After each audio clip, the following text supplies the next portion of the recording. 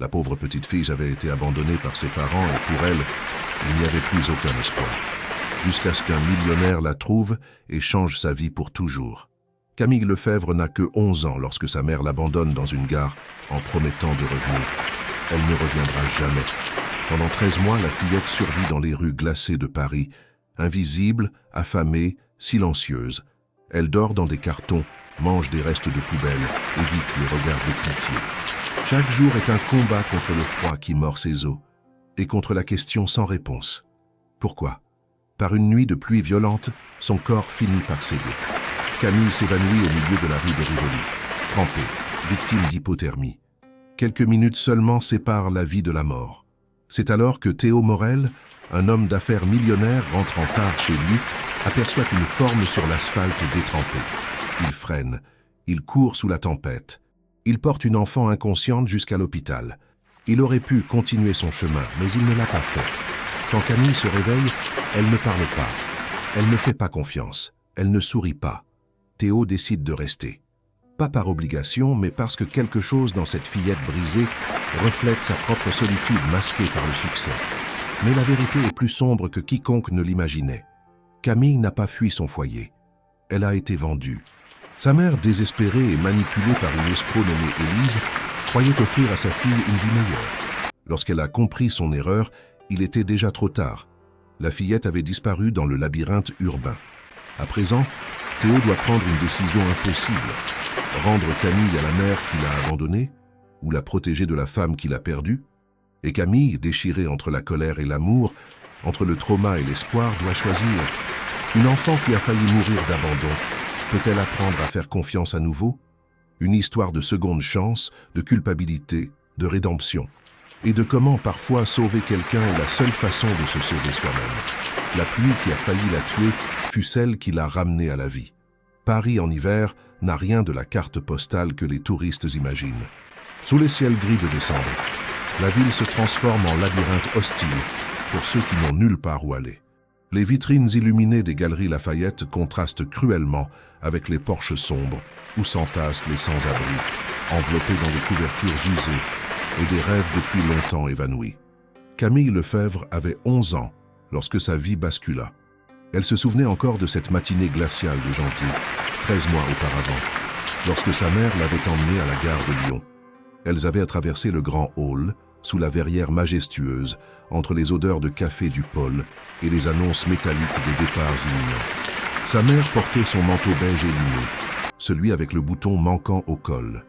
Camille serrait contre elle son unique sac à dos, celui avec le dessin d'un chat rose délavé. « Attends-moi ici, ma chérie », avait dit sa mère, la voix étrangement tremblante. « Je vais acheter les billets. Ne bouge pas, d'accord ?» Camille s'était assise sur un banc métallique près du quai numéro 7. Elle avait attendu. 1 heure, 2 heures. Les trains partaient et arrivaient dans un balai mécanique incessant. Les gens se pressaient avec leurs valises, leurs enfants, leurs vies organisées. Camille attendait toujours. À un moment, un agent de la SNCF s'était approché, lui avait demandé si elle était perdue. Elle avait secoué la tête, montrant fièrement sa place sur le banc. « Ma maman revient », avait-elle affirmé avec la certitude de l'enfance. Mais sa mère n'était jamais revenue. À la tombée de la nuit, glacée et affamée, Camille avait fini par comprendre. Quelque chose s'était brisé en elle, quelque chose d'irréparable. Elle était restée encore 2 jours à la gare, dormant sur ce même banc, se nourrissant de morceaux de pain abandonnés sur les tables du café. Puis, lorsque les agents de sécurité avaient commencé à lui poser trop de questions, elle avait fui, parce qu'on lui avait toujours dit que les services sociaux séparaient les enfants de leurs parents. Et malgré tout, malgré l'abandon, malgré la douleur insupportable qui lui déchirait la poitrine, Camille voulait encore croire que sa mère reviendrait la chercher. 13 mois s'étaient écoulés depuis. 13 mois à apprendre à survivre dans les rues de Paris. 13 mois à devenir invisible, à se fondre dans les recoins de la ville, à éviter les regards, à fuir les uniformes. Camille avait développé des stratégies. Elle connaissait les horaires de fermeture des boulangeries du Marais, celles qui jetèrent leurs invendus dans des sacs qu'elles déposaient près des poubelles. Pas dedans, juste à côté, comme un geste de compassion silencieuse. Elle savait où trouver de l'eau potable, quel banc public offrait un abri relatif contre le vent, quelle bouche de métro soufflait un air tiède. Elle avait trouvé refuge dans un recoin près de la gare de Lyon, comme si, inconsciemment, elle espérait encore voir sa mère surgir de la foule. C'était un espace étroit entre deux immeubles, à l'abri des regards, où elle avait installé son campement. Des cartons superposés pour s'isoler du sol glacé, une couverture trouée récupérée dans une poubelle, son sac à dos avec le chat rose qui contenait désormais si peu de choses, un pull troué, une photo de classe de l'année précédente, un cahier aux pages cornées où elle dessinait. Camille ne parlait plus. Les mots s'étaient taris, en même temps que l'espoir. Pourquoi parler de toute façon? Personne ne l'écoutait vraiment. Les passants détournèrent les yeux, mal à l'aise face à cette enfant sale et silencieuse. Parfois, une main charitable déposait une pièce devant elle. Camille la prenait, mais ne disait jamais merci. Les mots restaient coincés quelque part entre sa gorge et son cœur. Elle observait. C'était devenu son talent principal. Observer. Les familles qui se retrouvaient au café du coin. Les éclats de rire des enfants bien habillés qui sortèrent de l'école privée de la rue Traversière. Les couples qui s'embrassaient sous les réverbères. Toute cette vie normale dont elle avait été exclue. Camille dessinait ces scènes dans son cahier, avec ses crayons de couleur presque réduits à néant. Dessiner était sa seule forme de communication, son seul refuge contre la folie de la solitude. Novembre avait cédé la place à décembre. Les températures chutaient dangereusement. Les vitrines se parèrent de guirlandes lumineuses et de faux sapins enneigés. Dans les rues, les haut-parleurs diffusaient des chansons de Noël. Camille voyait les gens sortir des magasins avec des paquets colorés, des sourires aux lèvres. Elle se souvenait vaguement des Noëls d'avant. Pas grand-chose, jamais grand-chose, mais au moins une présence, une chaleur, un semblant de famille. Cette année, il n'y aurait rien, juste le froid. Un froid qui s'insinuait dans ses os, qui ralentissait ses pensées, qui rendait chaque geste plus difficile. Le jeudi 14 décembre fut une journée particulièrement éprouvante. Camille n'avait rien mangé depuis la veille au soir.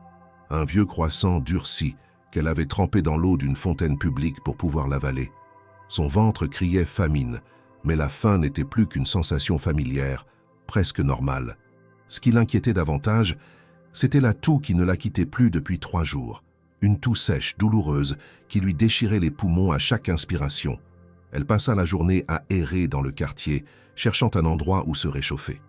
Elle entra discrètement dans la bibliothèque François Mitterrand, se glissa entre les rayonnages, feignit de lire un livre d'images. Pendant 2 heures, elle profita de la chaleur, de la lumière, du calme. Mais un agent de sécurité finit par la remarquer. Une enfant seule, sale, visiblement en détresse, et s'approcha avec ce mélange de pitié et de méfiance que Camille connaissait trop bien. Elle s'enfuit avant qu'il ne puisse parler. Toujours fuir. C'était la règle. En fin d'après-midi, le ciel se couvrit d'un noir menaçant. Le vent se leva, chargeant avec lui une odeur de pluie imminente. Camille retourna vers son abri précaire près de la gare. Elle s'enroula dans sa couverture, mais le froid était tel qu'elle tremblait sans pouvoir s'arrêter. Ses doigts étaient sgours, presque bleus. Elle essaya de dessiner pour se changer les idées, mais le crayon lui échappa plusieurs fois. Vers 19 heures, la pluie commença. D'abord quelques gouttes hésitantes, puis un déluge, une vraie tempête hivernale, violente et glaciale. L'eau s'infiltrait entre les cartons, mouillait la couverture, transformait le refuge en piège humide. Camille se recroquevilla, cherchant désespérément à protéger ses affaires, son cahier surtout, son seul trésor. Elle devait trouver un autre endroit. Elle sortit de son abri, le sac à dos sur les épaules, et se mit à marcher sous la pluie battante. Ses vêtements étaient trempés en quelques secondes. Ses chaussures, trop grandes, faisaient un bruit de succion à chaque pas. Elle avançait sans but précis, juste pour bouger, pour ne pas se laisser envahir par le froid mortel. Les rues étaient presque désertes. Les Parisiens s'étaient réfugiés chez eux, au chaud, en sécurité. Camille passa devant des fenêtres éclairées où elle apercevait des familles réunies autour de tables, des télévisions allumées, des enfants en pyjama. Elle détourna le regard. Ça faisait trop mal. Elle marcha longtemps, trop longtemps. Ses forces l'abandonnaient progressivement. La toux empirait, des quintes de plus en plus violentes qui la pliaient en deux. Elle avait l'impression que ses poumons se remplissaient d'eau, que l'air ne passait plus correctement. Son corps entier tremblait de manière incontrôlable. Elle se retrouva finalement sur la rue de Rivoli, cette longue artère qui longe le Louvre. Les arcades offraient un semblant d'abri contre la pluie, mais pas contre le vent glacial qui s'engouffrait sous les voûtes. Camille s'assit contre un pilier, épuisée. Elle ferma les yeux, juste un instant, juste pour reprendre son souffle. Mais son corps n'en pouvait plus. L'hypothermie s'installa rapidement. Camille sentit une étrange chaleur l'envahir, une sensation trompeuse. Elle le savait vaguement, un des signes que le corps abandonne le combat. Elle essaya de se relever, mais ses jambes ne répondaient plus. Elle glissa le long du pilier, s'effondra sur le trottoir mouillé. Les lumières de la rue devinrent floues, lointaines. Le bruit de la pluie s'atténua, comme si elle s'enfonçait sous l'eau. Camille pensa à sa mère une dernière fois. « Pourquoi m'as-tu laissé ?» Elle voulut dessiner ce visage qu'elle commençait à oublier, mais ses mains ne bougeaient plus. Le noir l'engloutit. Théo Morel détestait les réunions qui s'éternisaient. Ce soir-là, celle avec les investisseurs japonais avait duré près de 4 heures, dans une salle de conférence climatisée du quartier de la Défense. Poignée de main, PowerPoint, projection financière, promesse de croissance. Le langage aseptisé du business, qui lui pesait de plus en plus avec les années. À 42 ans, Théo avait réussi au-delà de ses propres espérances. Sa start-up de technologie verte, créée 10 ans auparavant dans un studio parisien miteux, valait désormais plusieurs millions d'euros. Il avait des bureaux dans 3 pays, une équipe de 150 employés, une réputation solide dans le secteur. Et pourtant, en rentrant chez lui ce soir-là, au volant de sa Tesla noire, il ressentait ce vide familier, celui que l'argent et le succès ne comblaient jamais vraiment. Il alluma l'autoradio. France Inter diffusait un débat sur la crise du logement à Paris. Théo changea de station, atterrit sur France Culture, un documentaire sur les enfants des rues. Il fronça les sourcils, mal à l'aise, et éteignit complètement le poste. Il ne voulait pas penser à ça. Pas ce soir. Pas après une journée déjà éprouvante. Il emprunta la rue de Rivoli, pratiquement déserte à cette heure tardive et sous cette pluie battante. Ses essuie-glaces peinaient à dégager le pare-brise. La visibilité était médiocre. Théo roula doucement, attentif. Soudain, dans le faisceau de ses phares, une forme sur le trottoir. Son cœur fit un bond. Il freina brusquement, enclencha les warnings. Pendant une seconde, il espéra que c'était juste un sac poubelle, un mannequin tombé d'une vitrine, n'importe quoi d'autre. Mais non. C'était un corps immobile, recroquevillé sous la pluie. Merde. Théo sortit de la voiture, courut sous l'averse. Il s'agenouilla près de la forme, une enfant, une petite fille aux cheveux collés par la pluie, au visage livide. Il posa 2 doigts sur son cou, cherchant un pouls, faible mais présent. Bon Dieu, sa voix tremblait. Il retira sa veste, en enveloppa maladroitement la fillette, puis la souleva dans ses bras.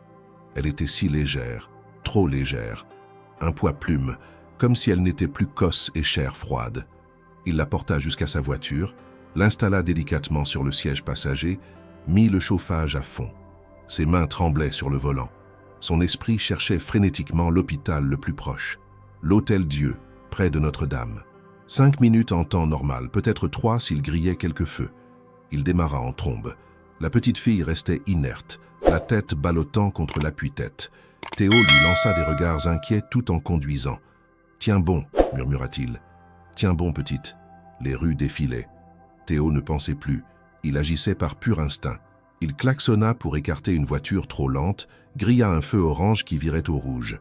Enfin, l'Hôtel-Dieu apparut, illuminé dans la nuit. Il se gara n'importe comment devant les urgences, sortit en courant avec l'enfant dans les bras. Les portes automatiques s'ouvrirent, déversant une lumière blanche aveuglante. « Aidez-la » cria-t-il vers le bureau d'accueil. Elle était inconsciente sous la pluie. Je crois qu'elle fait une hypothermie. Une infirmière se précipita, suivie d'un médecin. On lui prit l'enfant des bras, on la posa sur un brancard. Des mots techniques fusèrent. Température corporelle, tension, pouls faible, détresse respiratoire. L'équipe disparut derrière des portes battantes, laissant Théo seul au milieu du hall des urgences, trempé, tremblant, le cœur battant à tout rompre. Il resta là, planté comme un idiot, ne sachant pas quoi faire. Une infirmière revint vers lui. « Vous êtes de la famille ?» Théo secoua la tête. « Non, je l'ai trouvée sur le trottoir, rue de Rivoli. Elle était inconsciente. » L'infirmière nota quelque chose sur une tablette. « Vous connaissez son nom ?»« Non. Ses parents ?»« Je ne sais rien. Je l'ai juste trouvé. Il fallait que je l'amène. L'infirmière hocha la tête, compatissante. On va prévenir la police. C'est la procédure dans ces cas-là. Vous devrez faire une déposition. Bien sûr. Théo passa une main dans ses cheveux mouillés. Elle va s'en sortir? Le médecin fait tout son possible. On vous tiendra informé. Les heures suivantes s'écoulèrent dans un brouillard anxieux. Théo fit sa déposition à un policier peu enthousiaste qui prenait des notes d'un air blasé. Enfant trouvée inconsciente, probablement SDF, enquête ouverte, routine administrative. Théo eut envie de le secouer et de lui crier que ce n'était pas de la routine, que c'était une enfant, une gamine qui avait failli mourir sous la pluie. Mais il se retint. Inutile de s'énerver. Vers 2 heures du matin, le médecin émergea enfin. Une femme d'une 50aine d'années, aux traits tirés mais au regard bienveillant. « Elle est stabilisée », annonça-t-elle. « Hypothermie sévère, début de pneumonie, malnutrition avancée. Mais elle va s'en sortir. Vous l'avez amenée juste à temps. » Théo sentit ses jambes fléchir sous le soulagement. « Je peux la voir ?» Le médecin hésita. « Vous n'êtes pas de la famille. »« Je sais, mais... » Théo chercha ses mots. « Je veux juste m'assurer qu'elle va bien. S'il vous plaît. » Quelque chose dans son regard dut convaincre le médecin. Elle acquiesça. 5 minutes. Chambre 304. Théo monta au 3e étage, trouva la chambre. Il poussa doucement la porte. La pièce était plongée dans la pénombre, à peine éclairée par une veilleuse. Dans le lit, la petite fille dormait branchée à une perfusion, enveloppée de couvertures chauffantes. Son visage avait retrouvé quelques couleurs. Elle respirait paisiblement. Théo s'approcha, s'assit sur la chaise à côté du lit. Il ne savait pas pourquoi il restait. Il aurait pu rentrer chez lui, prendre une douche chaude, oublier cette nuit, mais quelque chose le retenait. Cet enfant anonyme, abandonné, qui avait failli mourir seul sous la pluie, elle touchait quelque chose en lui qu'il croyait avoir enfoui depuis longtemps. Il pensa à son propre passé, à son enfance chaotique dans la banlieue de Lyon, à son père absent, à sa mère qui élevait seule 3 enfants avec un salaire de caissière. Il avait connu la précarité, pas aussi violemment que cette gamine, mais assez pour comprendre ce que signifiait l'insécurité, la peur du lendemain, le froid qui mord. Il s'en était sorti par la chance, le travail, l'obstination. Mais combien était resté coincé? La petite fille bougea légèrement dans son sommeil, fronça les sourcils. Théo se pencha, ajusta la couverture. « Tu es en sécurité maintenant », murmura-t-il, même si elle ne pouvait pas l'entendre. Il resta jusqu'à l'aube. Lorsque Camille ouvrit les yeux, la première chose qu'elle perçut fut la lumière. Une lumière blanche, presque aveuglante. Puis des odeurs, désinfectant, linge propre, quelque chose de médicinal. Ses paupières papillonnèrent. Où était-elle? Elle tourna lentement la tête. Une chambre, des murs blancs, des machines qui bipaient doucement, un rideau vert pâle tiré à moitié. Elle baissa les yeux, vit le tube de la perfusion planté dans son bras. Panique immédiate. Elle voulut arracher le tube, mais n'eut pas la force. Son corps était lourd, engourdi. Sa gorge brûlait. Elle essaya de se redresser, retomba contre l'oreiller. Doucement. Une voix masculine, calme. « Ne bouge pas. Tu es à l'hôpital. Tu as été malade. » Camille tourna la tête vers la source de la voix. Un homme était assis sur une chaise près de son lit. Cheveux bruns légèrement grisonnants, très fatigué. Yeux marrons qui la regardaient avec une expression étrange, entre inquiétude et douceur. Elle recula instinctivement, autant que son état le permettait. Qui était cet homme? Que lui voulait-il? « Je m'appelle Théo », reprit-il doucement. « C'est moi qui t'ai trouvé hier soir. Tu étais tombé sous la pluie, rue de Rivoli. Tu te souviens ?» Camille ne répondit pas. Elle le fixait, méfiante. Les adultes mentaient toujours. Ils promettaient, puis ils disparaissaient. Ou pire, ils vous faisaient du mal. Théo sembla comprendre. Il recula légèrement sa chaise pour lui donner de l'espace. « Tu n'as rien à craindre. Les médecins t'ont soigné. Tu avais très froid et tes poumons étaient infectés. Mais tu vas aller mieux. » Silence. Camille continua de le fixer, sans ciller. « Comment tu t'appelles ?» Pas de réponse. « Tu as faim? Tu veux boire quelque chose ?» Rien. Théo soupira doucement. Il attrapa un gobelet d'eau posé sur la tablette, le lui tendit. Camille regarda le gobelet, puis l'homme, puis de nouveau le gobelet. Lentement, elle tendit une main tremblante, prit le gobelet, but une gorgée. L'eau était fraîche, délicieuse. Elle vida le gobelet en quelques secondes. Doucement, dit Théo avec un demi-sourire. Il lui en versa un autre. Une infirmière entra à ce moment-là, consulta les machines, prit la température de Camille. « Ça va mieux, ma puce ?» demanda-t-elle d'une voix enjouée. Camille ne répondit pas. L'infirmière lança un regard à Théo. « Elle ne parle pas ?»« Pas pour l'instant. Ça viendra. » L'infirmière arrangea les couvertures. Les policiers vont passer dans la matinée pour lui poser quelques questions. Le mot « policier » provoqua une réaction immédiate chez Camille. Elle se raidit, ses yeux s'écarquillèrent. Théo le remarqua aussitôt. « Attends, » dit-il à l'infirmière. « Est-ce qu'on peut reporter ça ?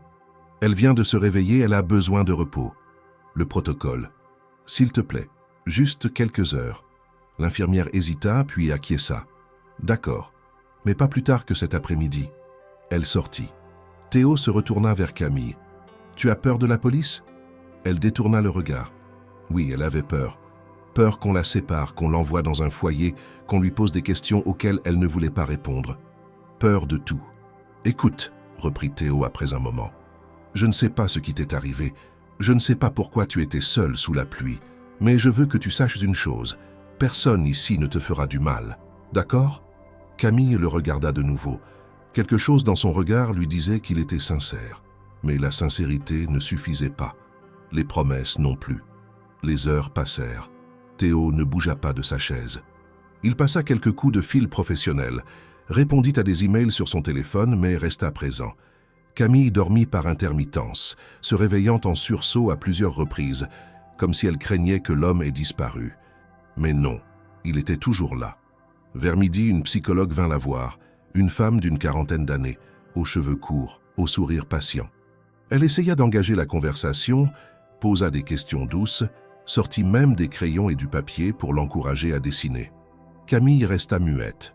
Mais lorsque la psychologue laissa le matériel de dessin et sortit, Camille, après un moment d'hésitation, attrapa un crayon. Elle dessina. Théo, qui était sorti prendre un café, revint et la trouva concentrée sur sa feuille. Il s'approcha discrètement, jeta un coup d'œil. Le dessin montrait une gare, des gens partout, et une petite fille seule sur un banc. Son cœur se serra. « C'est toi ?» demanda-t-il doucement. Camille leva les yeux vers lui, puis hocha lentement la tête. Un minuscule hochement, mais c'était le premier signe de communication réelle. « Tu as été abandonné dans une gare ?» Nouveau hochement à peine perceptible. « Il y a combien de temps ?» Camille leva une main, écarta les doigts, puis recommença. Puis encore. 13 doigts. 13. 13 mois. Elle confirma d'un battement de cils. Théo sentit la rage monter en lui. 13 mois. Une enfant de cet âge, seule dans les rues de Paris pendant 13 mois. Comment était-ce possible? Où étaient les services sociaux, la police, les adultes censés protéger les enfants? Tes parents. Camille se referma instantanément. Le crayon tomba. Elle se recroquevilla contre son oreiller, fixant le mur. « Pardon, dit vite Théo. Je n'aurais pas dû. Tu n'es pas obligé de parler. » Le silence retomba, mais quelque chose venait de se passer. Un minuscule pont venait d'être construit entre cet enfant terrorisé et cet homme qui, sans vraiment comprendre pourquoi, se sentait désormais responsable d'elle. L'après-midi même, les policiers arrivèrent. Un homme d'une cinquantaine d'années, le capitaine Renaud, accompagné d'une jeune brigadière, Léa Moreau. Ils s'installèrent dans la chambre avec un air de routine professionnelle qui agaça immédiatement Théo. « Bonjour, mademoiselle », commença le capitaine d'une voix qu'il voulait rassurante. « Je suis le capitaine Renaud. Je voudrais te poser quelques questions. Tu n'as rien à craindre, d'accord ?» Camille se recroquevilla davantage dans son lit, ne répondant pas. Ses yeux allèrent de Renaud à Théo comme si elle cherchait une protection. « Elle ne parle pas », intervint Théo. « Ou très peu. » Le capitaine soupira. « On a quand même besoin d'informations. Ton nom, d'où tu viens, qui sont tes parents ?» Silence absolu. Après 15 minutes d'interrogatoire infructueux, la brigadière Moreau eut une idée. Elle sortit son smartphone, ouvrit une application de reconnaissance faciale connectée au fichier de personnes disparues. « On peut essayer ça ?» Théo fronça les sourcils. « Vous fichez les enfants maintenant ?»« Seulement ceux portés disparus », répondit-elle en photographiant discrètement Camille. Quelques secondes plus tard, l'écran afficha un résultat. La brigadière écarquilla les yeux. « On a une correspondance. » Elle tourna l'écran vers son supérieur. Le capitaine Renaud plissa les yeux, lut l'information. « Camille Lefebvre, 11 ans. Portée disparue le 18 janvier de l'année dernière. Dernier signalement à la gare de Lyon. Fichier classé en juillet pour absence de nouveaux éléments. Classé? La voix de Théo était tranchante. Une enfant de 10 ans disparaît et vous classez le dossier? Monsieur, je comprends votre indignation, mais nous recevons des centaines de signalements chaque mois. La plupart sont des fugues qui se résolvent d'elles-mêmes. Dans ce cas précis, il n'y avait aucune trace de violence, pas d'enlèvement présumé. La mère avait déclaré que l'enfant était parti de son plein gré. De son plein gré. Théo pointa Camille du doigt. Regardez-la. Vous croyez vraiment qu'une gamine de 10 ans décide de son plein gré de vivre dans la rue? Le capitaine ne répondit pas. La brigadière, plus compatissante, s'approcha du lit. Camille, c'est bien ton nom? La petite fille détourna le regard, mais après un moment, elle hocha très légèrement la tête. Tu vis dans la rue depuis janvier de l'année dernière? Nouveau hochement imperceptible. Tes parents, où sont-ils? Le visage de Camille se ferma complètement. Elle se tourna vers le mur, refusant tout contact visuel. Les policiers échangèrent un regard. Le capitaine Renaud referma son carnet. Nous allons contacter les services sociaux. Un placement d'urgence va être organisé. En attendant, elle reste hospitalisée sous surveillance. Non. La voix de Théo était ferme. Pardon? Je dis non. Vous n'allez pas la coller dans un foyer alors qu'elle vient à peine de reprendre conscience. Elle a besoin de stabilité, pas d'être trimballée d'un endroit à l'autre. Monsieur, vous n'avez aucune autorité sur cet enfant. Alors donnez-moi, je peux être famille d'accueil temporaire, le temps qu'on comprenne ce qui s'est passé. Le capitaine haussa un sourcil sceptique. Vous ne la connaissez même pas. Et alors? Je l'ai sauvée. Je ne vais pas la laisser tomber maintenant. Un silence tendu s'installa. Finalement, la brigadière Moreau intervint. Il existe une procédure d'urgence pour les familles d'accueil provisoire. Ça prend quelques jours, mais c'est faisable. Le capitaine Renaud secoua la tête, visiblement pas convaincu. Très bien, mais vous devrez passer tous les contrôles. Vérification d'antécédents, visite à domicile, entretien psychologique, et ça ne garantit rien. Parfait. Faites ce que vous avez à faire. Après le départ des policiers, Théo se rassit près du lit. Camille le regardait maintenant avec une expression nouvelle. Quelque chose entre la confusion et une timide gratitude. « Tu as entendu ?» dit-il doucement. « Si tu es d'accord, tu pourras venir chez moi quand tu sortiras d'ici. Pas pour toujours. Juste le temps qu'on trouve une vraie solution. Qu'est-ce que tu en dis ?» Pour la première fois, Camille esquissa quelque chose qui ressemblait à un sourire. C'était à peine perceptible. Juste un léger relâchement des lèvres, mais c'était là. 5 jours plus tard, après d'interminables démarches administratives, Camille sortait de l'hôpital. Théo avait passé tous les contrôles avec succès. Casier vierge, situation financière stable, appartement spacieux dans le 18e arrondissement, à Montmartre. L'assistante sociale, Madame Dubois, une femme sévère mais juste, avait donné son accord pour un placement temporaire de 3 mois, renouvelable selon l'évolution de la situation. L'appartement de Théo occupait le dernier étage d'un immeuble haussmannien, avec vue sur les toits de Paris et au loin la silhouette blanche du Sacré-Cœur. C'était un espace lumineux, moderne, aux murs blancs ornés de quelques tableaux contemporains. 2 chambres, un grand salon ouvert sur une cuisine équipée, une bibliothèque débordant de livres sur l'entrepreneuriat et la technologie.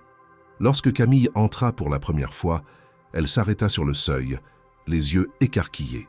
Elle n'avait jamais vu un endroit pareil. Après 13 mois dans la rue, ses murs propres, ses fenêtres immenses, cette chaleur douce semblait irréelle. « C'est ta chambre », dit Théo en ouvrant une porte. La pièce était simple, mais accueillante. Un lit avec une couette bleue, une armoire, un bureau près de la fenêtre. Sur le bureau, Théo avait déposé des fournitures neuves, cahiers, crayons de couleur, feutres. Camille entra lentement, comme si elle craignait que tout disparaisse si elle faisait un mouvement brusque. Elle caressa du bout des doigts la couette, s'approcha de la fenêtre. La vue donnait sur les toits d'ardoise, les cheminées anciennes, le ciel d'hiver qui se dégageait enfin. « Ça te plaît ?» demanda Théo. Elle se retourna, le regarda avec des yeux brillants, puis elle hocha la tête, une fois, lentement. Les premiers jours furent étranges. Camille marchait dans l'appartement comme un fantôme, n'osant toucher à rien, refusant de parler. Elle mangeait peu malgré les efforts de Théo pour préparer des plats simples, des pâtes au beurre, du poulet rôti, des légumes vapeur. Elle picorait, méfiante, comme si chaque bouchée pouvait être la dernière. Théo ne la forçait pas. Il établit une routine douce. Petit déjeuner ensemble le matin, puis il partait travailler en laissant son numéro bien en évidence, rentrait en fin d'après-midi, préparait le dîner. Le soir, il lui proposait de regarder un film ou de dessiner. Camille choisissait toujours le dessin. Elle remplissait des pages entières, des gares, des trains, des silhouettes floues, des bancs vides, des rues sous la pluie. Théo observait ses dessins avec un mélange de fascination et de tristesse. Chaque trait racontait une histoire de solitude, d'abandon, de survie. Un soir, alors qu'il dînait en silence, Théo prit une décision. « Camille, je voudrais comprendre ce qui t'est arrivé. Pas pour te forcer à parler, mais parce que je veux t'aider vraiment. Et pour ça, j'ai besoin de savoir. » Elle leva les yeux de son assiette sur la défensive. « Je vais chercher, » continua-t-il. « Je vais essayer de retrouver ta famille, de comprendre pourquoi tu étais seule. Mais je ne ferai rien sans ton accord. Si tu veux que j'arrête, tu me le dis. D'accord ?» Camille le fixa longuement, puis, à la surprise de Théo, elle parla. Sa voix était rauque, presque inaudible, comme si les mots avaient du mal à sortir après tant de mois de silence. « Élise !» Théo se pencha en avant. « Quoi ?»« Élise !» répéta-t-elle, plus clairement cette fois. « Elle a dit à maman. » Puis elle se tut, les larmes montant aux yeux. C'était trop. Elle n'était pas prête. Théo n'insista pas, mais il avait un nom maintenant. Élise, un point de départ. Théo Morel n'était pas détective, mais il était obstiné, et il avait des ressources. Le lendemain, il engagea un détective privé, Laurent Mercier, ancien flic reconverti dans les enquêtes civiles, un type sec, pragmatique, qui ne posait pas de questions inutiles. « Je veux tout savoir sur Camille Lefebvre », dit Théo en lui tendant le dossier que les services sociaux avaient fini par lui transmettre. « Et sur une certaine Élise, dont j'ignore le nom de famille. » Mercier parcourut le dossier. C'est maigre. Mère célibataire, Valérie Lefebvre, 34 ans, dernière adresse connue dans le 13e, père inconnu. Signalement de disparition classé. Pas de casier judiciaire, pas de dette importante. Une femme ordinaire, en somme. Ordinaire ? Théo serra les poings. Une femme ordinaire n'abandonne pas sa fille de 10 ans dans une gare. Vous seriez surpris de ce que font les gens ordinaires quand ils sont désespérés. Mercier commença son enquête. Il se rendit à l'ancienne adresse de Valérie Lefebvre, un immeuble délabré près de la place d'Italie. L'appartement était vide, occupé désormais par un jeune couple d'étudiants qui ne savaient rien de l'ancienne locataire. Mais une voisine, Madame Boucher, une femme d'une 60aine d'années aux cheveux teints en roux, se souvenait. Ah oui, la petite Camille. Une enfant si mignonne, toujours polie. Sa mère travaillait dans un supermarché, je crois. Elle vivait chichement, mais elles avaient l'air de se débrouiller. Vous savez pourquoi elles sont parties ? Parties ? Madame Boucher fronça les sourcils. La mère est partie, oui, mais pas la petite. Comment ça ? Un jour, il y a un peu plus d'un an, une femme est venue. Grande, brune, la quarantaine. Elle s'est présentée comme une amie de Valérie.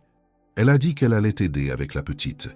Quelques jours après, j'ai vu Valérie partir avec une valise, l'air complètement perdu. Elle pleurait. Et la petite Camille, je ne l'ai plus jamais revue. Cette femme, cette amie, vous vous souvenez de son nom ? Élise quelque chose. Élise. Garnier, peut-être ? Ou Garnier ? Non, je ne suis plus sûr. Mercier nota tout. De retour à son bureau, il lança des recherches sur les bases de données. Élise Garnier. Plusieurs correspondances en région parisienne. Il fallait les vérifier une par une. Pendant ce temps, Théo essayait de maintenir une apparence de normalité pour Camille. Il l'inscrivit à des cours de soutien scolaire. Elle avait manqué plus d'un an d'école et avait accumulé un retard considérable. L'enseignante Mademoiselle Rousseau, une jeune femme douce et patiente, fut immédiatement touchée par cette élève silencieuse qui dévorait les livres avec une intensité troublante. « Elle est brillante », confia-t-elle à Théo lors d'un rendez-vous de suivi. « Sous le silence et la méfiance, il y a une intelligence vive. Elle apprend vite, elle comprend tout, mais elle refuse de participer oralement. Elle a vécu des choses difficiles. Je comprends. Laissez-lui du temps. » Le temps justement passait. Noël approchait. Théo se demanda s'il devait organiser quelque chose, installer un sapin, acheter des cadeaux. Il ne voulait pas la brusquer, mais il voulait qu'elle sente qu'elle faisait partie d'un foyer, même temporaire. Un soir, il rentra avec un petit sapin dans un pot. Rien d'extravagant, juste 1,20 m de hauteur. Il le posa dans le salon, commença à le décorer avec des guirlandes simples. Camille sortit de sa chambre attirée par le bruit. Elle regarda le sapin, immobile. « Tu veux m'aider » proposa Théo en lui tendant une boule argentée. Elle hésita. Puis lentement, elle s'approcha. Prit la boule, la suspendit à une branche basse. Théo sourit. « C'est parfait. » Ils décorèrent le sapin ensemble, en silence. Mais c'était un silence différent, moins oppressant, presque apaisant. Mercier rappela 2 semaines plus tard. « J'ai trouvé. Élise Garnier, 39 ans. Pas de casier, mais plusieurs signalements pour escroquerie aux prestations sociales. Elle se faisait passer pour assistante sociale, approchait des familles en difficulté, leur promettait des aides, puis disparaissait avec l'argent. Et Valérie Lefebvre ? J'ai retrouvé sa trace. Elle vit à Lyon maintenant, sous un autre nom. Valérie Moreau. Elle travaille dans une blanchisserie industrielle. J'ai son adresse. » Théo sentit son pouls accélérer. « Vous lui avez parlé ? » ?»« Non. Je voulais votre accord d'abord. Donnez-moi l'adresse. J'y vais. » Le lendemain, Théo prit le TGV pour Lyon. Il laissa Camille avec mademoiselle Rousseau à qui il avait expliqué la situation en partie. « Je reviens ce soir. Si elle te demande où je suis, dis-lui que je cherche des réponses. » Lyon sous la pluie ressemblait à Paris sous la pluie. Grise, triste, anonyme. Théo trouva l'adresse, un immeuble moderne dans le quartier de la Guillotière. Il monta au 4e étage, sonna à la porte du numéro 412. Une femme ouvrit. Petite, mince, les traits tirés par la fatigue et quelque chose d'autre, de la culpabilité peut-être. Ses yeux s'écarquillèrent en voyant Théo. « Madame Moreau ?» demanda-t-il. « Ou devrais-je dire Madame Lefebvre ?» Elle pâlit. « Qui êtes-vous ?»« Je m'appelle Théo Morel. Je viens de Paris. Et j'ai quelque chose à vous dire concernant votre fille. » Les jambes de Valérie flanchèrent. Elle s'accrocha au chambranle. « Camille ? Elle va bien ? Mon Dieu, dites-moi qu'elle va bien. » « Elle va bien, maintenant. Mais pas grâce à vous. » Théo entra dans l'appartement sans y être invité. C'était un 2 pièces modeste, propre mais impersonnel. Valérie se laissa tomber sur le canapé, les mains tremblantes. « Racontez-moi tout, » exigea Théo. Sa voix était froide, coupante. « Pourquoi vous avez abandonné votre fille dans une gare ? » Valérie éclata en sanglots. « Je ne voulais pas, je vous jure que je ne voulais pas. Mais Élise, elle m'a convaincu. Elle m'a dit que c'était la seule solution. » « Quelle solution ? » « J'avais des dettes, beaucoup de dettes. Le loyer, les factures, tout s'accumulait. Je ne pouvais plus nourrir ma fille correctement. Élise s'est présentée comme une assistante sociale. Elle m'a dit qu'elle connaissait une famille riche sans enfants, qui cherchait à adopter, que Camille aurait tout ce que je ne pouvais pas lui offrir, l'éducation, la sécurité, l'amour. Elle m'a convaincu que c'était pour son bien. Et vous l'avez cru. J'étais désespéré, cria Valérie. Vous ne comprenez pas ce que c'est que de regarder son enfant avoir faim, d'entendre les huissiers frapper à la porte, de se sentir complètement impuissante. Élise m'a donné de l'argent, 5 000 €, en échange d'eux. Sa voix se brisa. En échange de ma fille. Le silence retomba, lourd, écrasant. Elle m'a dit de l'emmener à la gare de Lyon, continua Valérie d'une voix à peine audible. De la laisser sur un banc, que la famille viendrait la chercher. J'ai obéi. J'ai dit à Camille que j'allais acheter des billets, et je suis parti. J'ai couru, j'ai pleuré pendant des heures, mais je me disais que c'était pour son bien, que quelqu'un de mieux que moi allait s'occuper d'elle. Personne n'est venu, dit Théo avec dureté. Votre fille a passé 13 mois dans la rue, 13 mois à survivre seule, à avoir froid, faim, peur. Elle a failli mourir d'hypothermie sous la pluie. Valérie hurla, un cri animal déchirant. Elle se plia en deux, secouée de sanglots violents. « Mon bébé, qu'est-ce que j'ai fait ?» Théo la regardait sans pitié. Une partie de lui voulait partir, claquer la porte, laisser cette femme se noyer dans sa culpabilité. Mais une autre partie, celle qui avait appris à voir au-delà des apparences, reconnaissait qu'elle aussi était une victime, manipulée, exploitée, brisée. Qu'est-ce qui s'est passé après ? Demanda-t-il finalement. Valérie s'essuya le visage avec le dos de la main. 2 semaines plus tard, j'ai voulu vérifier, voir si Camille allait bien. J'ai appelé le numéro qu'Élise m'avait donné. Il n'était plus attribué. J'ai essayé de la retrouver. Impossible.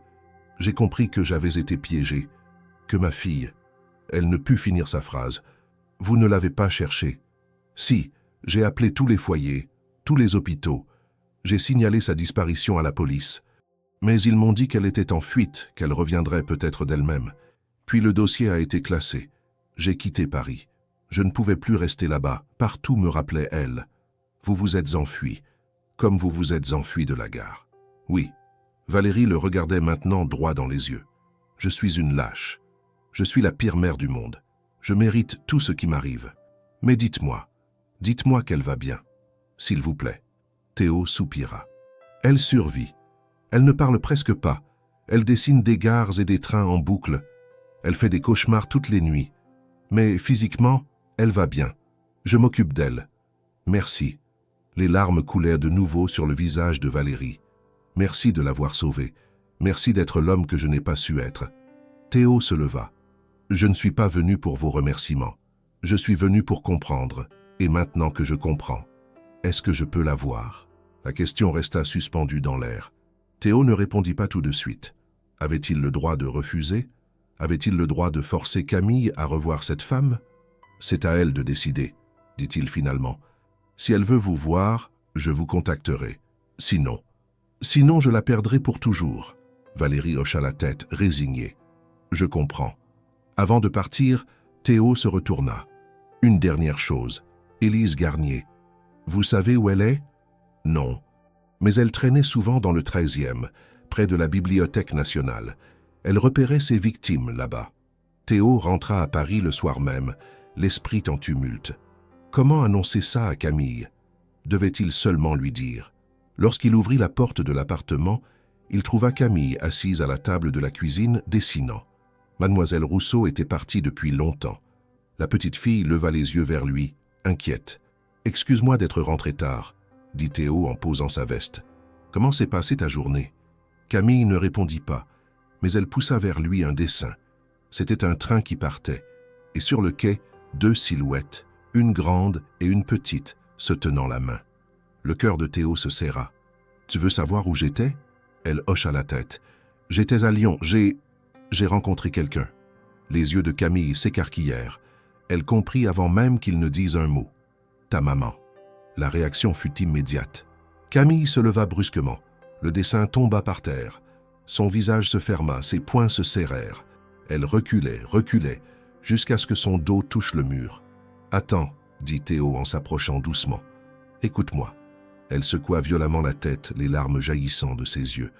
Elle ne t'a pas abandonné par méchanceté. Elle a été manipulée. Une femme, Élise, lui a menti, lui a fait croire que c'était pour ton bien. Camille ne l'écoutait plus. Elle glissa le long du mur, s'effondra au sol, recroquevillée sur elle-même. Les sanglots la secouaient. Théo s'agenouilla près d'elle, sans la toucher. Tu as le droit d'être en colère. Tu as le droit de ne pas lui pardonner. Mais tu as aussi le droit de savoir la vérité. Les pleurs durèrent longtemps. Théo resta là silencieux, présent. Finalement, la voix de Camille s'éleva, brisée, presque inaudible. Elle a dit, elle revenait. Je sais, elle n'est pas revenue. Je sais, je l'ai attendue. Des jours, des semaines. Je sais, ma belle, je sais. Camille leva son visage vers lui, les yeux rouges, gonflés.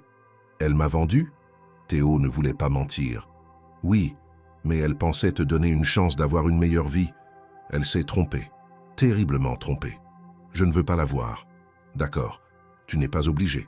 Mais 3 jours plus tard, tout changea. Un matin, en descendant chercher le courrier, Théo trouva une enveloppe sans timbre ni adresse d'expéditeur, simplement son nom écrit à la main. Il l'ouvrit dans l'ascenseur. À l'intérieur, une lettre. L'écriture était tremblante, certains mots étaient raturés, d'autres entourés de taches qui ressemblaient à des larmes séchées. « Monsieur Morel, je ne sais pas si vous lirez cette lettre. Je ne sais pas si j'ai le droit de l'écrire. Mais je dois essayer. Je m'appelle Valérie Lefebvre. Je suis la mère de Camille. Ou plutôt, j'étais sa mère. Je ne mérite plus ce titre. Depuis notre rencontre, je ne dors plus. Je ne vis plus. Je revois sans cesse le visage de ma fille quand je l'ai laissée sur ce banc. J'entends encore ces derniers mots. « Tu reviens vite, maman ?» Et ma réponse, ce mensonge, « Oui, ma chérie, je reviens. Je voudrais que vous compreniez, même si je sais que c'est impossible. J'étais désespéré. Je n'avais plus d'argent, plus de travail, plus d'espoir. Quand Élise est apparue avec sa solution miracle, j'ai voulu y croire. J'ai voulu croire que quelqu'un pourrait donner à Camille ce que je ne pouvais plus lui offrir. Mais j'aurais dû savoir. Une mère sait. Au fond de moi, je savais que c'était faux, que personne ne viendrait la chercher, que j'étais en train de commettre l'irréparable. Je l'ai cherchée, après, dès que j'ai réalisé la vérité. Mais elle avait disparu. Les services sociaux m'ont dit qu'elle était en fuite. La police a classé le dossier. J'ai appelé tous les foyers, tous les hôpitaux, rien. J'ai pensé qu'elle était morte. Pendant des mois, j'ai vécu avec cette certitude. Ma fille était morte, et c'était ma faute. Et maintenant, vous me dites qu'elle est vivante, qu'elle a survécu 13 mois dans la rue, 13 mois de froid, de faim, de peur, à cause de moi. Je ne vous demande pas de me pardonner. Je ne demande pas à Camille de me pardonner. Je ne me pardonne pas moi-même. Mais je voudrais qu'elle sache que je l'aime, que je n'ai jamais cessé de l'aimer, que chaque jour sans elle est un enfer. Si elle accepte de me voir, ne serait-ce qu'une fois, ne serait-ce qu'une minute, je lui dirai tout. Je lui expliquerai. Et si elle me rejette, si elle me hait, j'accepterai. Parce que c'est ce que je mérite. Prenez soin d'elle. Vous êtes l'homme que j'aurais dû être. Fort, courageux, présent. Vous lui donnez ce que je n'ai jamais su lui donner. Merci. Valérie Théo relut la lettre 2 fois. Puis il monta à l'appartement où Camille prenait son petit déjeuner en silence. Il posa la lettre sur la table. « C'est de ta maman. » Camille regarda l'enveloppe comme si c'était un serpent venimeux. « Tu n'es pas obligé de la lire, mais je pense que tu devrais. » Il sortit de la pièce, lui laissant de l'intimité. 10 minutes plus tard, il entendit un sanglot étouffé, puis un autre. Il revint dans la cuisine. Camille tenait la lettre dans ses mains tremblantes, les larmes roulant sur ses joues. Elle leva les yeux vers lui et pour la première fois depuis des semaines, elle parla d'une voix claire. « Est-ce qu'elle est vivante? Vraiment vivante? » « Oui, je. » Elle hésita. « Je veux la voir. » Théo organisa tout avec une minutie extrême. Pas dans un lieu impersonnel comme un bureau des services sociaux, pas dans un espace public trop exposé. Il choisit un petit café tranquille près du canal Saint-Martin, le Café des Anges, un endroit chaleureux avec des nappes à carreaux rouges et blancs, des photos en noir et blanc au mur, et une propriétaire bienveillante qui accepta de fermer pour 1 heure afin de leur offrir de l'intimité. Valérie arriva en avance. Elle portait un manteau sombre, les cheveux attachés, le visage nu, sans maquillage. Elle tremblait. Théo lui offrit un café qu'elle ne but pas. « Elle va venir ?» demanda-t-elle pour la 5e fois. « Oui, sois patiente. » 15 minutes plus tard, la porte du café s'ouvrit. Camille entra, tenant la main de mademoiselle Rousseau qui avait accepté de l'accompagner pour la soutenir. La petite fille s'arrêta sur le seuil, ses yeux balayant la pièce jusqu'à ce qu'ils se posent sur la femme assise près de la fenêtre. Le temps se figea. Valérie se leva brusquement. Sa chaise racla le sol. Camille. Le prénom sortit comme un souffle, comme une prière. Camille ne bougea pas. Elle fixait sa mère avec une intensité douloureuse, comme si elle essayait de superposer ce visage avec celui de ses souvenirs flous. Mademoiselle Rousseau lui pressa doucement la main. « Vas-y », chuchota-t-elle. Un pas, puis un autre. Camille avança lentement, mécaniquement, jusqu'à être à quelques mètres de Valérie. Elles se regardèrent en silence. 2 années s'étaient écoulées, mais c'était comme une éternité. Valérie pleurait déjà. « Ma chérie, mon bébé, je suis tellement désolée, tellement désolée. »« Pourquoi ?» La voix de Camille était glaciale. « Pourquoi tu m'as laissée ?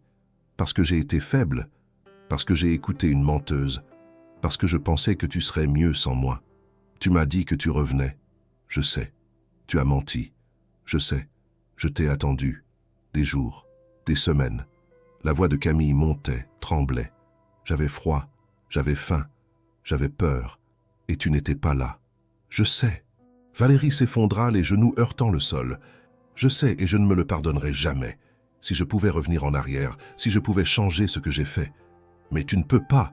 Camille criait maintenant, toute sa rage sortant enfin. Tu ne peux pas, j'ai dormi dans des cartons, j'ai mangé dans les poubelles, j'ai cru que j'allais mourir, plein de fois. Et toi, tu étais où ? Valérie sanglotait, incapable de parler. Théo fit un pas en avant, prêt à intervenir, mais mademoiselle Rousseau le retint. « Laisse-la, » murmura-t-elle. « Elle a besoin de sortir tout ça. » Camille tremblait de tout son corps. « Je te déteste. Tu m'entends ? Je te déteste. Et puis, soudain, elle s'effondra aussi. Ses jambes cédèrent et elle tomba à genoux face à sa mère. Les sanglots explosèrent, violents, déchirants, comme si 2 ans de douleur comprimée jaillissaient d'un seul coup. Valérie tendit les bras, hésitante. Camille. La petite fille leva les yeux, le visage ravagé par les larmes. Et dans un mouvement qui surprit tout le monde, elle-même la première, elle se jeta en avant, se blottit contre sa mère, s'agrippa à elle comme si elle se noyait et que Valérie était la seule bouée. « Tu m'as laissé, » sanglotait-elle. « Tu m'as laissée toute seule. Pardon, pardon, pardon. » Valérie la serrait contre elle, caressait ses cheveux, embrassait son front. « Pardon, mon bébé, pardon. » Elles restèrent ainsi longtemps, enlacées, pleurant ensemble, libérant 2 années de douleur, de culpabilité, d'amour brisé, et pourtant tenaces. Théo détourna le regard, les yeux humides. Mademoiselle Rousseau essuyait discrètement ses joues. Finalement, Camille se redressa légèrement, regarda sa mère dans les yeux. « Tu ne me laisseras plus jamais ? Jamais, plus jamais, je te le jure. Mais... » Camille se tourna vers Théo, puis de nouveau vers sa mère. « Je veux rester avec lui aussi. Avec Théo, c'est lui qui m'a sauvé. C'est lui qui... » Valérie suivit le regard de sa fille, vit cet homme qui avait fait ce qu'elle n'avait pas su faire, protéger, aimer, être présent. Elle hocha la tête. « D'accord, si c'est ce que tu veux. Si Théo est d'accord. » Théo s'avança, s'agenouilla près d'elle. « Bien sûr que je suis d'accord. On trouvera une solution. Ensemble. » Camille regarda les 2 adultes qui, de manière différente, l'avaient aimée et trahie et sauvée. Et pour la première fois depuis 2 ans, elle sourit. Un vrai sourire. Fragile, tremblant, mais sincère. Dehors, la pluie s'était mise à tomber doucement, lavant Paris de ses péchés, comme si la ville elle-même pleurait et se purifiait. Les semaines qui suivirent les retrouvailles furent un exercice délicat d'équilibrisme émotionnel. On ne répare pas 2 années d'abandon en quelques conversations, aussi sincères soient-elles. Camille le savait. Valérie le savait. Et Théo, observateur attentif de cette reconstruction fragile, le savait mieux que quiconque. L'assistante sociale, Madame Dubois, organisa plusieurs réunions avec un juge des enfants pour établir une garde partagée officielle. La situation était inhabituelle, un tuteur temporaire qui n'était ni famille ni conjoint, et une mère biologique qui reconnaissait ouvertement son incapacité passée à assumer ses responsabilités. Mais le juge Marchand, un homme dans la 60aine au regard perçant et bienveillant, vit dans les yeux de Camille quelque chose qui le convainquit. Cet enfant avait besoin des 2, de sa mère pour cicatriser les blessures de l'abandon, et de Théo pour maintenir la stabilité qui l'avait ramené à la vie. « C'est une situation exceptionnelle », déclara-t-il lors de l'audience finale, en février. Mais cet enfant a vécu des circonstances exceptionnelles. La loi doit servir l'intérêt de l'enfant, pas l'inverse. Il accorda une garde alternée, 1 semaine chez Théo, 1 semaine chez Valérie, avec des droits de visite flexibles et l'obligation pour les 2 adultes de consulter régulièrement une psychologue familiale, Dr Sophie Arnaud, spécialisée dans les traumatismes de l'enfance. Valérie avait quitté Lyon pour revenir à Paris. Elle travaillait désormais comme aide-soignante dans une maison de retraite du 15e arrondissement. Un emploi stable, avec des horaires qui lui permettaient d'être présente pour sa fille. Elle avait loué un petit 2 pièces lumineux rue Lecourbe, près du parc Georges Brassens. L'appartement était modeste mais chaleureux, des murs peints en jaune pâle, des rideaux fleuris et surtout une chambre entièrement dédiée à Camille. Valérie l'avait décorée avec soin. Un lit avec une couette à motif d'étoiles, une étagère remplie de livres neufs, un bureau près de la fenêtre qui donnait sur les arbres du parc. La première semaine que Camille passa chez sa mère fut une épreuve pour toutes les 2. Le silence s'installa dès le premier soir, lourd, chargé de tous les mots non dits. Valérie préparait des repas que Camille touchait à peine. Elle proposait des activités, une promenade au parc, un film, un jeu de société, que Camille acceptait sans enthousiasme apparent. Le 3e soir, alors qu'elle dînait en silence devant leurs assiettes de gratin dauphinois, Valérie craqua. « Je ne sais pas quoi faire, » murmura-t-elle, la voix brisée. « Je veux que tu sois heureuse ici, mais je ne sais pas comment. Dis-moi, dis-moi ce que tu veux. » Camille leva les yeux. Pour la première fois, elle regarda vraiment sa mère, ce visage fatigué, ses rides nouvelles autour des yeux, ses mains abîmées par le travail. Elle vit quelqu'un d'aussi brisé qu'elle. « Je veux que tu arrêtes de t'excuser, dit-elle finalement. Tout le temps, à chaque phrase. Ça me rappelle. Elle s'arrêta, cherchant ses mots. Ça me rappelle que quelque chose s'est cassé. Valérie hocha la tête, ravalant ses larmes. D'accord, plus d'excuses. Mais alors, qu'est-ce que tu veux que je fasse? Camille réfléchit. Sois juste, là, sois ma maman, comme avant la gare. Ce fut un déclic. Valérie comprit que Camille ne voulait pas d'une mère repentante et misérable, mais d'une présence, d'une normalité reconstituée. Les jours suivants, elle changea d'approche.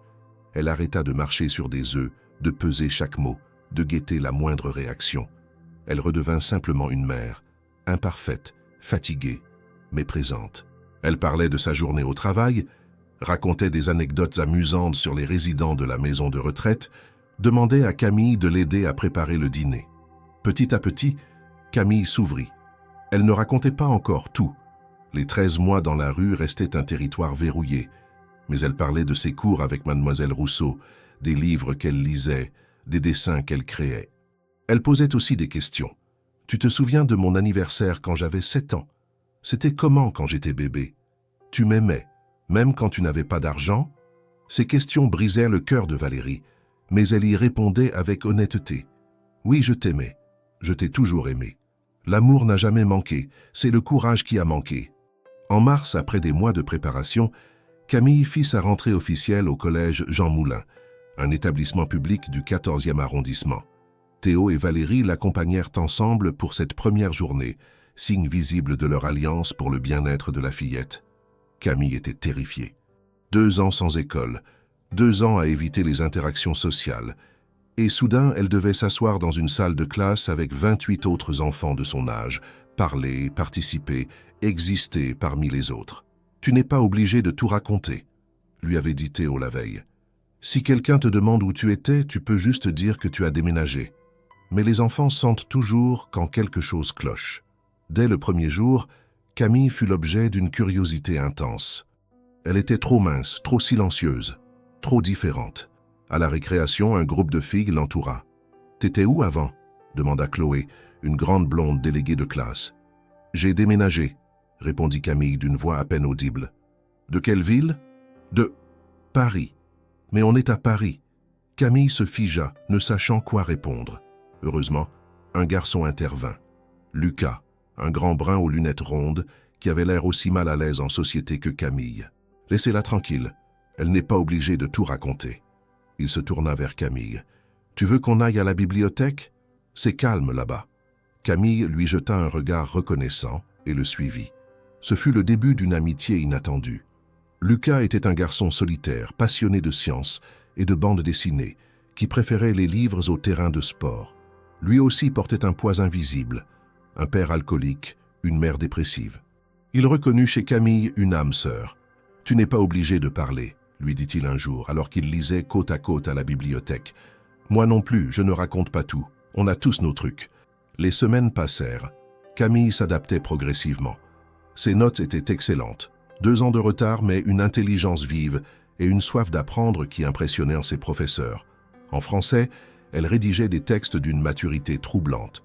En mathématiques, elle résolvait des problèmes avec une logique implacable. En art plastique, ses dessins fascinaient et inquiétaient l'enseignante, Madame Lefebvre. « Elle a beaucoup de talent », confia-t-elle à Théo lors d'une réunion parents-professeurs. « Mais ses dessins sont intenses, parfois sombres, comme si elle évacuait quelque chose. »« C'est exactement ça, » répondit Théo. « Elle évacue, laissez-la faire. C'est sa thérapie. » Effectivement, les dessins de Camille évoluaient. Au début, c'étaient toujours les mêmes thèmes, gare, train, rue déserte sous la pluie. Mais progressivement, de nouvelles images apparurent. Un café avec des nappes à carreaux, un appartement avec vue sur les toits, un parc avec des arbres, des visages, Théo, Valérie, Lucas, mademoiselle Rousseau, et surtout de la couleur. D'abord timide, une touche de rouge ici, un peu de bleu là, puis de plus en plus présente, jusqu'à ce que certains dessins explosent de teintes vives, joyeuses, vivantes. Docteur Arnaud, la psychologue, observait ces évolutions avec satisfaction. « C'est un excellent indicateur, dit-elle lors d'une séance avec Théo et Valérie. Elle se réapproprie sa capacité à voir la beauté, à ressentir de la joie. C'est un processus long, mais elle avance. Mais la guérison n'est jamais linéaire. En avril, un événement déclencha une régression brutale. C'était un samedi après-midi. Camille était avec Théo et ils se promenaient dans le Marais, une de leurs balades préférées. Ils passèrent devant une boulangerie et Théo proposa d'acheter des pains au chocolat. Camille accepta avec un sourire. Alors qu'ils attendèrent leur tour, un homme entra. La quarantaine, blouson de cuir, barbe mal taillée. Il sentait l'alcool. Il bouscula Camille sans s'excuser, commanda d'une voix avinée. Théo fronça les sourcils mais ne dit rien. Ce n'était pas grave. Sauf que pour Camille, ça l'était. Cet homme ressemblait vaguement, mais assez, à un type qu'elle avait croisé pendant ces mois dans la rue. Un type qui l'avait suivi un soir, qui avait essayé de lui parler, de la toucher. Elle avait couru, s'était cachée, avait tremblé pendant des heures dans son abri de carton. La boulangerie se mit à tourner. Les sons devinrent assourdissants. Camille sentit la panique l'envahir. Cette sensation familière et terrible de danger imminent, de vulnérabilité absolue. Elle voulut sortir, mais ses jambes ne répondirent plus. « Camille ?» La voix de Théo semblait lointaine. « Ça va ?» Elle ne pouvait pas répondre. Elle haletait, les mains crispées sur son manteau. Une crise de panique en pleine règle. Théo comprit immédiatement. Il la prit par la main, l'emmena dehors, loin de la foule. Ils s'assirent sur un banc de la place des Vosges. Il ne parlait pas, ne posait pas de questions. Il restait juste là, sa main dans celle de Camille, attendant que l'orage passe. Après 20 minutes, Camille retrouva son souffle. « Désolée, murmura-t-elle, ne t'excuse pas. Jamais. Tu comprends? Ce n'est pas ta faute. Cet homme, il ressemblait. Je sais. Les souvenirs reviennent parfois. C'est normal. Je croyais que j'allais mieux. Tu vas mieux. Beaucoup mieux. Mais ça ne veut pas dire que tout est réglé. Ça prend du temps. Des années parfois. Et même après, il y aura des moments difficiles. Mais tu sais quoi, tu n'es plus seul pour les affronter. » Camille se blottit contre lui et Théo la serra dans ses bras. « Je ne te laisserai jamais tomber, » dit-il. « Jamais. » Cet incident poussa Dr Arnaud à proposer une thérapie EMDR pour traiter le stress post-traumatique de Camille. Les séances étaient éprouvantes, revivre certains moments, les décomposer, les retraiter. Mais petit à petit, les crises de panique s'espacèrent. Les cauchemars devinrent moins fréquents. Camille apprenait à vivre avec son passé sans en être prisonnière. Mais arriva avec ses journées qui s'allongent, ses arbres en fleurs, cette lumière dorée qui fait de Paris la plus belle ville du monde. Camille découvrait ou redécouvrait les joies simples de l'enfance. Valérie l'emmena aux eaux du jardin des plantes. Elles passèrent des heures à observer les animaux, à manger des crêpes sur un banc, à rire quand un flamant rose se mit dans une position ridicule. « Tu te souviens ?» dit soudain Valérie. « Quand tu avais 5 ans, tu voulais devenir vétérinaire. » Camille sourit. « Oui, je disais que j'allais soigner tous les animaux du monde. Et maintenant ?» Maintenant. Camille réfléchit. « Je ne sais pas encore. Peut-être dessinatrice ou psychologue, pour aider les enfants comme moi. » Valérie serra la main de sa fille, les yeux humides. « Tu serais formidable, peu importe ce que tu choisis. » Avec Théo, Camille découvrit le vélo. Il lui acheta un VTT bleu ciel avec un panier devant. Ils partirent explorer les pistes cyclables le long de la Seine jusqu'à Versailles. Camille tombait souvent au début, se relevait en riant, repartait. Ce rire, Théo ne s'en lassait pas. Chaque fois qu'elle riait, c'était une victoire contre les 13 mois de silence. Un dimanche, Théo, Valérie et Camille décidèrent de faire quelque chose ensemble pour la première fois. Une sortie à 3. Ils choisirent le château de Fontainebleau avec ses jardins immenses et son histoire fascinante. Ce fut étrange au début, cette configuration inhabituelle. 2 adultes qui n'étaient ni couple ni famille, mais liés par cet enfant qu'ils aimaient tous les deux. Dans les jardins, Camille courut devant, explorant les allées, s'émerveillant devant les fontaines. Théo et Valérie marchaient côte à côte, gardant une distance respectueuse. « Merci, » dit soudain Valérie, « pour tout, pour avoir été là quand je n'y étais pas. » Théo secoua la tête. « Ne me remercie pas, je n'ai rien fait d'extraordinaire. J'ai juste été présent. C'est justement ça qui est extraordinaire. » Valérie s'arrêta, le regarda. « Tu aurais pu l'emmener à l'hôpital et repartir. Tu aurais pu laisser les services sociaux s'en occuper. Mais tu es resté. Tu t'es battu pour elle. Tu lui as donné ce que je lui avais enlevé. On lui a donné, Valérie, toi et moi. Elle a besoin de nous deux. Je sais. Valérie sourit tristement. C'est juste difficile parfois de la voir te regarder avec autant d'admiration. J'ai peur qu'elle ne me voie plus comme sa vraie mère. Elle te voit comme sa mère. Ça, c'est certain. Tu es irremplaçable. Moi, je suis autre chose. Un pilier, un refuge. Mais toi, tu es son origine, son cœur. Ne l'oublie jamais. Camille revint vers eux en courant. « Venez voir, il y a des signes sur le lac. » Ils la suivirent, tous les trois réunis dans ce moment simple et parfait. Le 3 juin, Camille fêta ses 12 ans. Non pas 13 comme elle aurait dû. Elle avait raté un anniversaire complet pendant sa vie dans la rue. Mais 12, c'était déjà un miracle. Être là, vivante, entourée, aimée. Théo et Valérie organisèrent une fête dans l'appartement de Montmartre. Rien d'extravagant. Camille détestait être le centre d'attention. Juste quelques personnes qui comptaient. Mademoiselle Rousseau, Docteur Arnaud, Lucas et sa mère, la brigadière Moreau qui était devenue une amie, et Monsieur Alamy, le propriétaire du café du coin qui avait pris l'habitude d'offrir des croissants à Camille chaque samedi matin.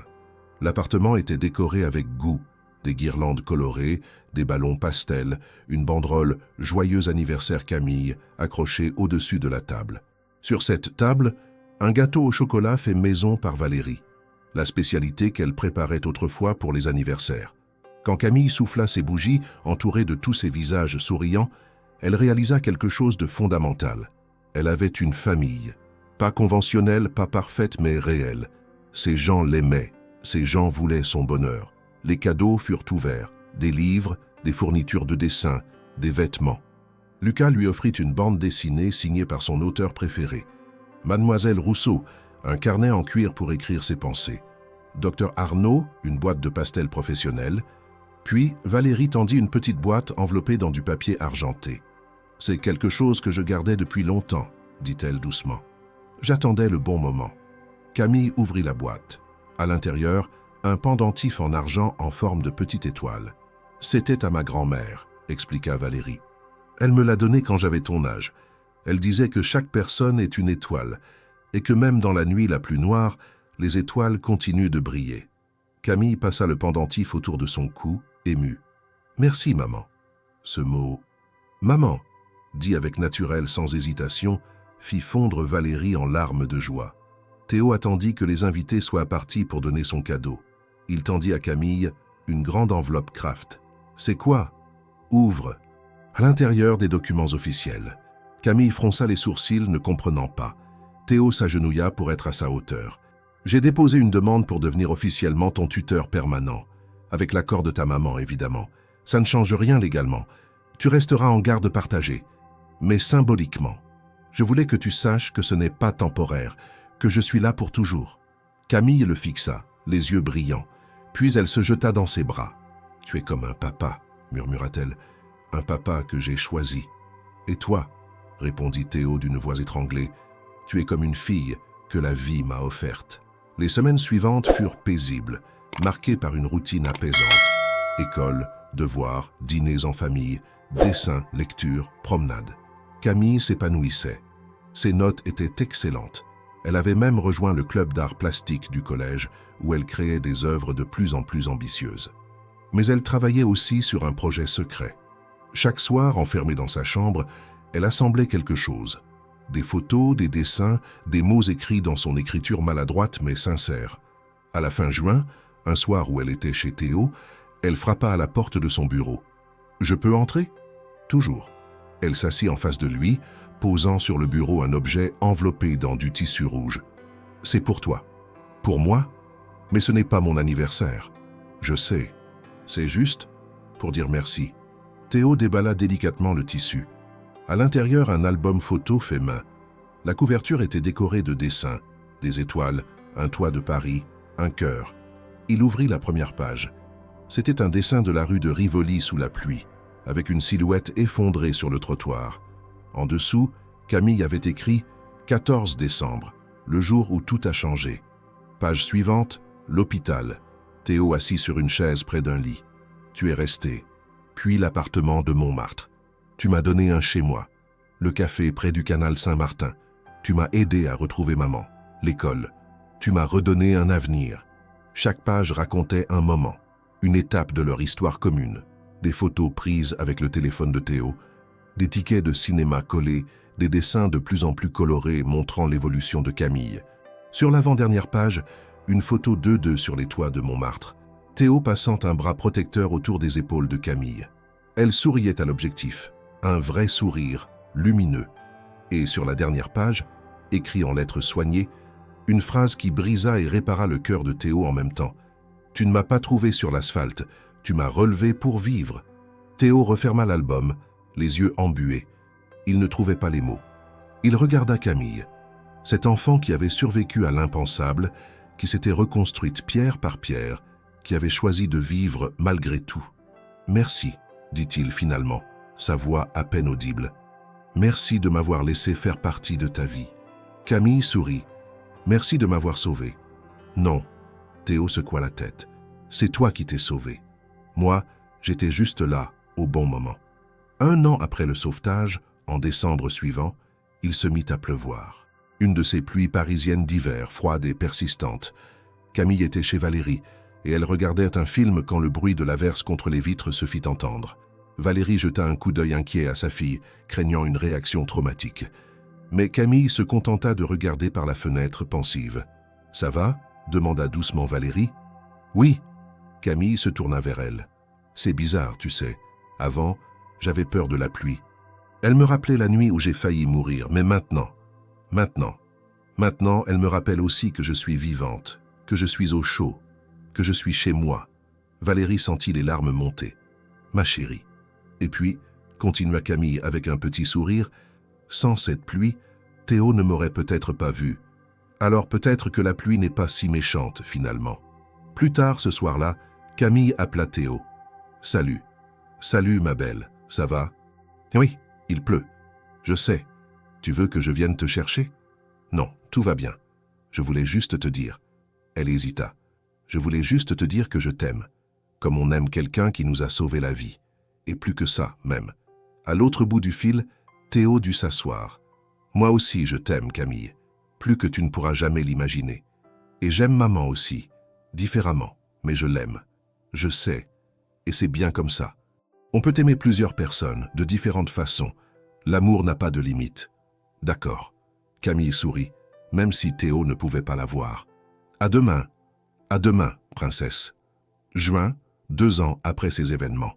Camille avait maintenant 14 ans. Elle terminait sa 4e au collège avec d'excellentes notes. Elle avait gagné un concours de dessin organisé par la mairie du 14e arrondissement. Son œuvre, intitulée Renaissance, montrait une petite fille émergeant d'une nuit étoilée, tendant la main vers un soleil levant.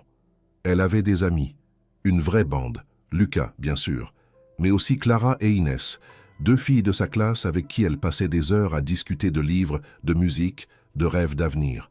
Elle riait facilement maintenant. Elle parlait sans retenue. Les cauchemars avaient presque disparu. Elle vivait toujours en garde alternée, mais la transition entre les 2 foyers était fluide, naturelle.